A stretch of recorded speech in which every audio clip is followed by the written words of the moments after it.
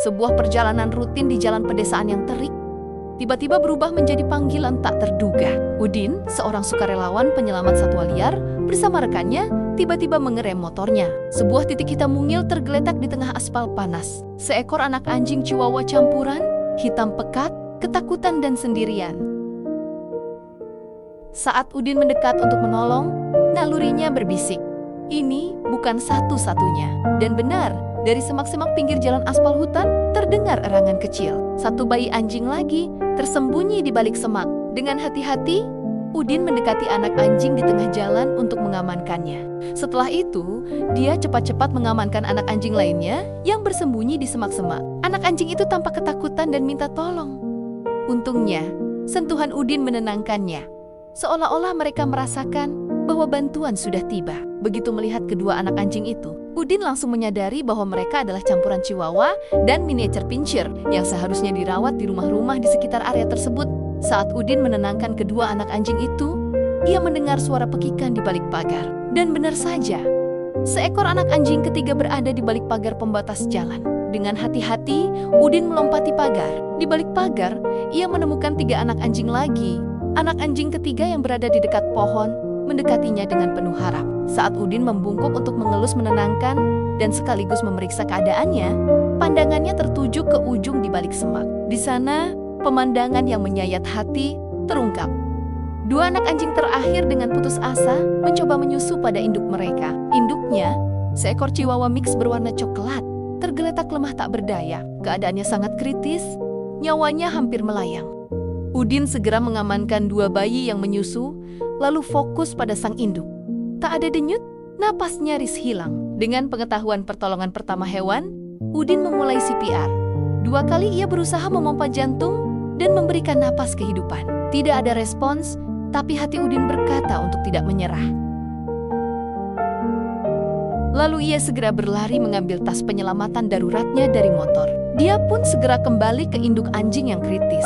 Sebelum memulai pertolongan lanjutan, Udin memeriksa kembali keadaan induk anjing itu dan berusaha melakukan CPR lagi, akan tetapi tetap tidak ada respon. Udin pun mengeluarkan berbagai macam peralatan medisnya dari tasnya, kemudian ia bertindak cepat dan metodis. Pertama, ia membasahi mulut sang induk dengan air, berusaha melawan dehidrasi hebat yang memperparah syoknya. Kemudian ia lagi dan lagi melakukan CPR, dari memompa jantung hingga memberi nafas buatan ia lakukan. Akan tetapi, masih tidak ada respon. Lalu, dari kotak P3K hewan, ia segera memasangkan masker oksigen portabel ke moncongnya, memberikan dukungan vital bagi organ-organnya yang kekurangan oksigen. Setelah itu, Udin menyiapkan sebuah suntikan berisi larutan elektrolit glukosa untuk menyokong energi dan tekanan darah. Dengan hati-hati obat itu disuntikkan, tangan Udin lalu kembali memompa dada induk anjing dengan ritme stabil, bertujuan untuk menyebarkan oksigen ke seluruh tubuhnya yang sekarat. Anak-anak anjing itu menatap tak berkedip, berharap induknya sehat kembali.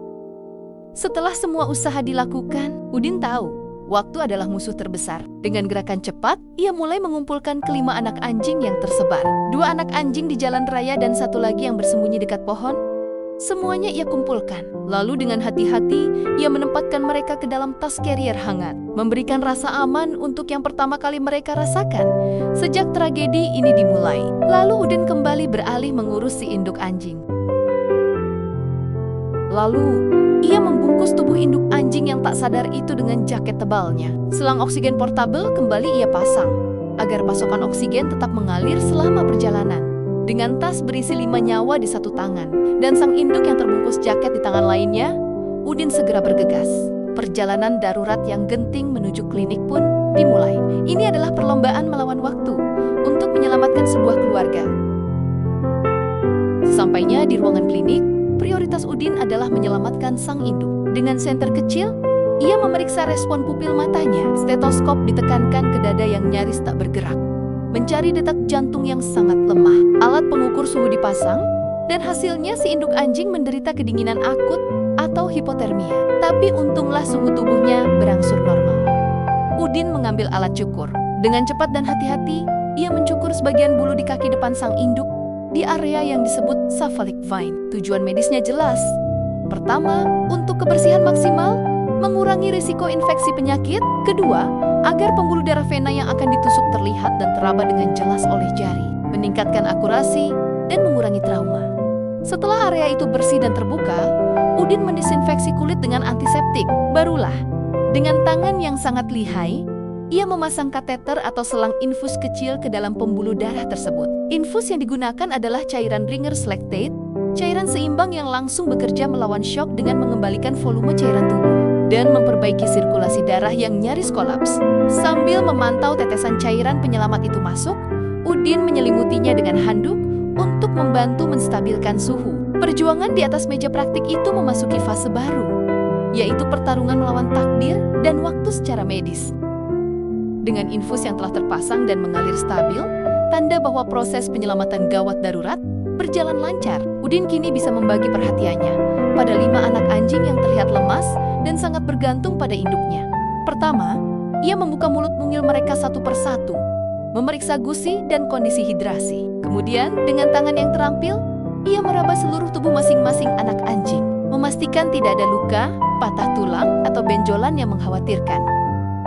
Langkah berikutnya adalah pemeriksaan dengan stetoskop. Udin mendengarkan detak jantung dan suara paru-paru mereka, memastikan tidak ada kelainan yang tersembunyi. Setelah itu, dengan bantuan senter kecil, ia memeriksa bagian dalam telinga mereka untuk mendeteksi tanda-tanda infeksi atau parasit. Proses vital berikutnya adalah penimbangan. Setiap anak anjing diletakkan di atas timbangan digital. Data berat badan ini sangat krusial untuk menghitung kebutuhan nutrisi mereka dengan tepat. Berdasarkan perhitungan yang cermat, Udin menyiapkan susu formula hangat. Begitu mencium aroma susu, kelima anak anjing yang sebelumnya lemas langsung bereaksi penuh semangat. Mereka mulai merengek-rengek kecil, gelisah, dan menggerak-gerakkan kaki mungilnya seolah tidak sabar. Rasa lapar yang telah lama mereka tahan akhirnya menemukan harapan. Satu persatu anak anjing diangkat dengan lembut. Begitu pipet berisi susu hangat mendekat, mereka langsung menyambutnya dengan lahap. Beberapa dari mereka bahkan mencoba menggenggam tangan Udin atau pipetnya dengan kaki depan yang masih goyah, seolah takut kehilangan sumber kehidupan ini. Suara mereka mengecap-incap dan menelan dengan cepat memenuhi ruangan. Udin dengan sabar memastikan setiap anak mendapat porsi yang cukup, sesekali mengelus kepala mereka yang halus untuk menenangkan. Dia mengisi pipet berkali-kali, karena anak-anak anjing ini sangat lahap. Mata mereka yang sebelumnya sayu mulai terlihat lebih cerah, dan tubuh yang lemas perlahan mendapatkan energi.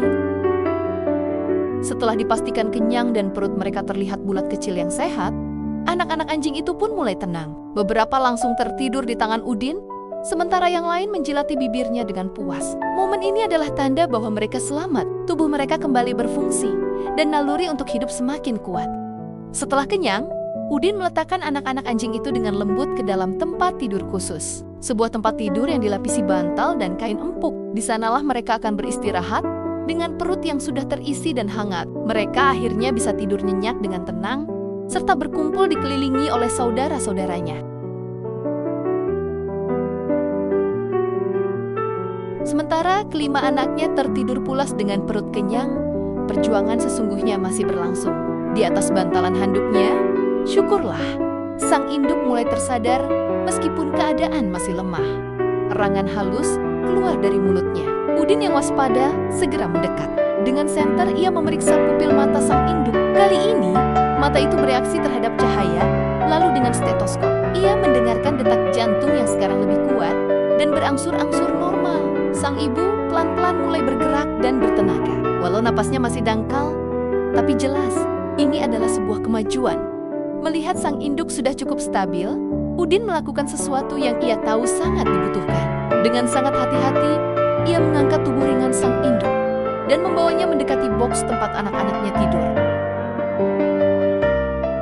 Setelah 2 jam berlalu, setelah sang induk mendapatkan kekuatan dari menyusui anak-anaknya, Udin memulai tahap terakhir dalam penyembuhan.